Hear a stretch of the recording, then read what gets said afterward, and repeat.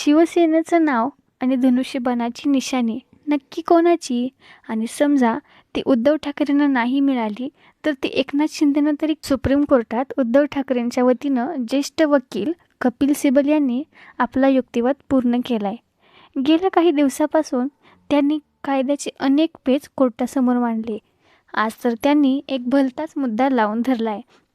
त्यांचं म्हणणं असं, शिवसेना नाव आणि धनुष्यबाण उद्धव ठाकरेंच्याच गटाला मिळायला हवं आणि जर त्यांना ते दिलं नाही तर मग ते शिंदे गटालाही वापरू देऊ नका.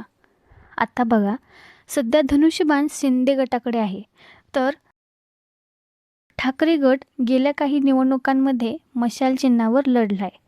त्यामुळे या केसचा निकाल फक्त कायद्यापुरता उरलेला नाही, तर दोन्ही गटांच्या राजकीय अस्तित्वाचा प्रश्न बनला आहे.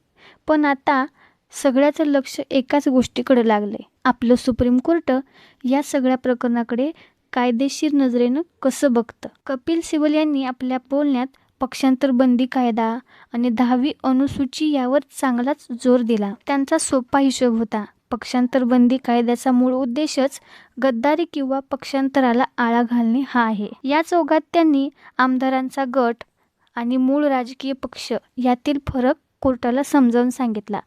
त्यांच्या मते 4 आमदार वेगळे झाले म्हणजे अख्खा राजकीय पक्षच फुटला असे म्हणता येत नाही.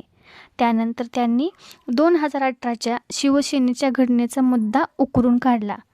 ठाकरे गटाचं म्हणणं असं की याच घटनेनुसार उद्धव ठाकरे पक्षप्रमुख होते आणि याच काळात शिंदे गटातल्या नेत्यांना पदे आणि निवडणुकीची तिकीटं मिळाले होते.